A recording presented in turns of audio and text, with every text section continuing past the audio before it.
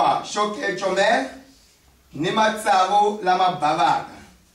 Nyama ya xifuwo yi nga tshuki yi dyiwa yi ri yimbisi kumbe yi swekiwile hi mati hi mukhuva wihi na wihi, kambe a yi dyiwi yi oxiwile ku oxiwa ni nhloko ya kona ni matimba ni swa le ndzeni. Naswona eka xona ku nga tshuki ku va ni leswi nga ta salela mundzuku loko rixa ka ha sale swin'wana swi hiseni. Amen. Swi olovile. A Xikwembu laha hi xinyama a xi komba leswi amoyeni a mukriste a fanele ku va xiswona. Amen. A swi tiva leswaku a Bibele i byela leswaku Yesu Kriste i xinyemfana xa Xikwembu lexi tekaka a swidyoho hinkwaswo swa misava. Loko a ri la misaveni lawa a te loyi a nga dyiki nyama ya mina a nwa ni ngati ya mina a nga na vutomi eka yena. Enda Yesu Kriste a helelile hi yexe i rito la Xikwembu. Amen. So i vuriso a swi tiva leswaku Yesu i nhloko i akereke i miri wa yena, mara a nhloko ni miri swi helelile swi vumba a miri un'we i hinkwaswo i rito. So a vana va Israyele va byeliwe a tikweni la Gibita a vugumbini a Jateni lava sukaka kona leswi a va fanele ku va va endlisa xiswona a ku va va kota a ku va va hakela matlhari hinkwawo. Muxe a te Xikwembu xi ri un'wana na un'wana loko a teka xinyemfana lexi a xi dlaya a fanele ku va a xi hoxa andzilweni nompodi xi swekiwa. I ta vhe xi ku humelele vanhu va ku hambanahambana va ku ha swi twa leswi muxe a vulaka swona, mara mina nyama ku hoxa ni rhandzi, mina ni tama hi ku sweka. Un'wana ku mina ku sweka ni rhandzi, ni rhandza ku va ni endla hi gizari, un'wana ku ni yi lavisa hi ndlela yin'wanyana. Amen. Mara hinkwato tindlela leti vanhu a va navela ku ve ni a nyama i endlisiwa xiswona a hi swona leswi a nga ri odi ya Xikwembu. So hikuva a nga ri odi ya Xikwembu swi endle ku vanhu va ku tala va dya nyama i swekiwile, va dya nyama i endliwe hi mafurha, va dya nyama i endliwe hi tindlela ta ku hambanahambana. I va nga swi tivi leswaku nyama liya a li xinyemfani xa Xikwembu lexi nga tlhaviwa misaveni lexi tumbuluxiwa. I a xinyemfani lexiya a xi fanele ku va xi dyiwa hinkwaxo. Yini na munhu a nga ka a nga hanyi hi vuswa ntsena kambe marito hinkwawo ma humaka ni n'wini wa Xikwembu a nga fanele ku va hanya hi wona. So a swi na mhaka hi dyondza rito wa Xikwembu leyi byela leswaku a leswi nga ndzeni hinkwaswo hambi swi vuriwa thyaka loko u dlaya kumbe homu kumbe mbuti u teka marhumbu sundzeni u kuma ni thyaka mara Xikwembu xi ri hinkwaswo nompodi kusuka nchumu. Hambi nhloko yi nga tshuki yi susiwa kambe ke vanhu va ye va sweka ematshan'wini ya ku va va oxa. Hi leswi nga endlisa swona loko hi suka a Gibita ya ximoya a hi tekanga rito hinkwaro, a hi zanga hi oxa. I purisi loko hi swekile hi gabe loko hi ya dya hi twa leswaku a hi zanga hi vupfa kahle, a hi ri koti ku va hi dya, mara lava va nga endla ku rhandza ka Xikwembu va hakari matlhari. Amen. Hallelujah. Amen. Hi ku a li revhela Sawu a li hlavutela i purisi Xikwembu xa swi tiva leswi endlisaka xiswona a ku va xi veka ansefo para vana direct va xona. A Xikwembu xi va byela leswaku a tiko ra Kanani i ra n'wina hinkwaro, mara a xi swi tiva leswaku tikweni la Gibita loyi a ta fanele ku va nghena i Yoshua na Kalebi.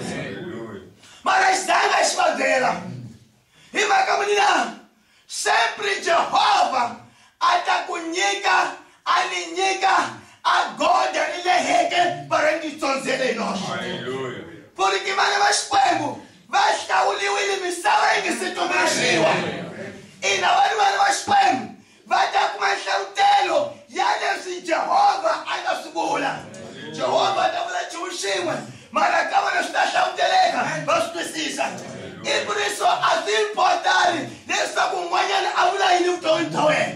Siku n'wana Kayini na Abele va velekiwile va ri mahahla, va velekiwa ta siku rin'we mara loko va kurile hinkwavo va kume dyondzo yin'we aka Adamu na Eva. Hi kumeka la handle hi ni mimintwa, hi ri karhi hi vabya, hi ri karhi hi xaniseka, a hi ri ntangeni ya Edeni, a hi ri ndhawini ya ku saseka mara lexi nga hi humesa siku rin'wanyana hi yo nyikiwa masaha hi dya ivi hi tikuma hi nga ambalanga. So hi ku ri Yesu mi fanele ku va mi tiva ku a ri ke ri gandzeli munhu humesaka Xikwembu, humesani ya swilo swa le masin'wini va kume dyondzo ya yini mara loko se swi fika eka nkama wa ku humesa magandzelo a Xikwembu xi ya directamente eka loyi a nga n'wana wa xona. A hi swona leswi vatatana va ku byelaka swona kambe u fanele ku humesa xinyepfana u dlaya xona hikuva hi xona xi pfalaka ku dyondza. Ino ni boda a kerekeni hi nga tshama hi tele hi endla hinkwaswo maxa hi tsundzukeni leswaku a hi hambananga na tiko la Israyele na lona majambu ya ku fana namuntlha. Un'wana na un'wana a dlaya xinyepfana, un'wana na un'wana a dlaya xinyepfana. Va byela va kuma swa ku endleka va ku loko ntsumi yi tshuka yi dlaya lawa a ngati yi sirhelelile. I ntiyiso a ngati ya Yesu i amukela un'wana na un'wana mara a ka ndlela ya ku ya nghena tiko ra xitshembiso hi la la siku ra miseko. Loko u nga tekanga tlhari hinkwayo, loko u nga yi dyaka hinkwayo na ta loko sweka ta fana madenominação. Denominação, a Assembleia de Deus também. Denominação e sistema de engaixo com a minha mão. Basta você fazer duas coisas. Com que é denominação?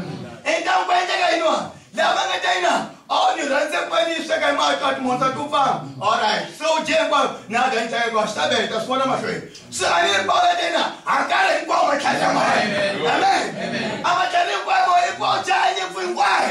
Mas para nós é igual. Tem que valer ordem, nós vamos subir. E por isso se lá Pentecoste, tinha que chegar moro com esse. O trau isso tinha para os rosa, para o apóstolo igual, vai já igual em nhama. Por isso nações, poder igual carada, vai firme para os coelhos, e vai caminhar, vai tirar a gente igual. Aleluia. Não você vai chegar no outro chuca, dá uma chuca anza, vai começar a fazer o que?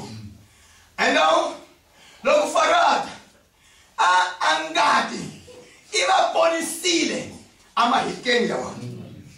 Não sei, o farelo para o esquema, chitisa.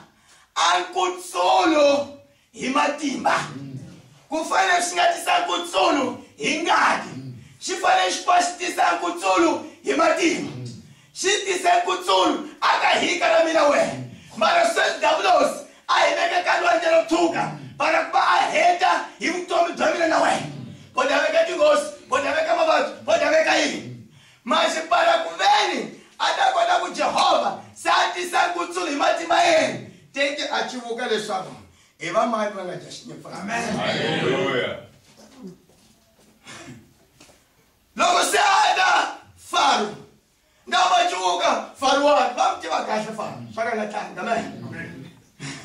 Loko a vula nchumu teke wa swi twisisa ya vutlhari wa nyimile friend va dyondze switori hinkwaswo va le Gibita a va se tshama va twa laha lwandle yi nga tshama li pfuleka kona i ya ku nga na mabondi ya sofisiyeti para ku nghenisa a 2000 ya vanhu he muxi ku sungulela group leyi nga sweka he muxi a yi ku byeleka kwina a tikweni la Gibita laha swiyanto leyi a hi tshama emabangwini hi amukela tihlampfi hi dya na va hi rhumela hambiloko wo kwala le ku tirha majeka a yi nga no xowitiseo vo se va tote dyanga ngheneriwa kutani va nga yi tagiseli nenavo a wa tsundzeka muxi we ku byele leswaku a wu lideri wa munene a we xe cuka nga ta va Faro enta mahanci ma le kuteni a yi ku byele kasa wo pfumala masirheleke hi ku byele kahle ku nga yi karhati hina hi swi tiva leswaku wena wu la ku hi karhata ntsena a wu swo swa ku hi vekela thampara ku vo ta heta la manyange lawani maxaku ni group yitsona ive muxe a nga swi nga vula swona a swi tivisa ka vanhu ka Xikwembu i va vanhu ka yena manje ai va Gibita lava va vonaka nyamunya mo gamesa ku va vona ni siku ni rin'we a mu nge pfuki ma vonini i mhaka munina mu nghena ka selu ya Xikwembu loko papila li saliwa ligama li selariwa entawu ni le ndzeni le a nga handle a nga voni swi nga ndzeni hi leswi Jehovha a nga ta swi endlaka n'wina miyelani mi languta ku lweliwa hi Xikwembu mi vona leswi Xikwembu xi nga ta swi endlaka entawu hi loko a tlakusa nonga a mati ma pfuleka hinkwavo va pelela va nghena amen loko va pelela va nghena loko Faro ata a mintiwa hi mati hinkwawo kusukela kokwalaho a va zanga va vonile amatimba ni makungu ya Faro mara ni ku byela leswi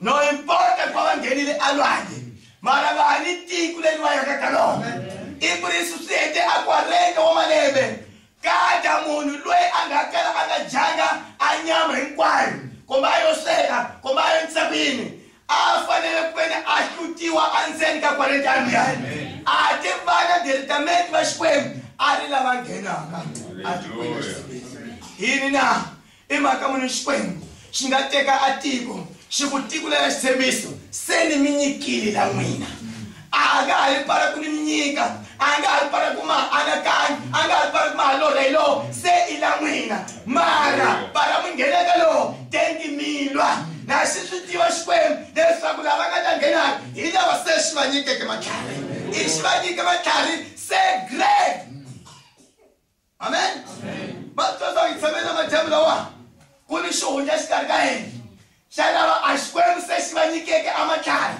ni lava xi ka xi nga va nyikanga mo xinkori gurupu yi vula u fambeni mara swi ta ni komba kwini la nyimpi yi sungulaka kona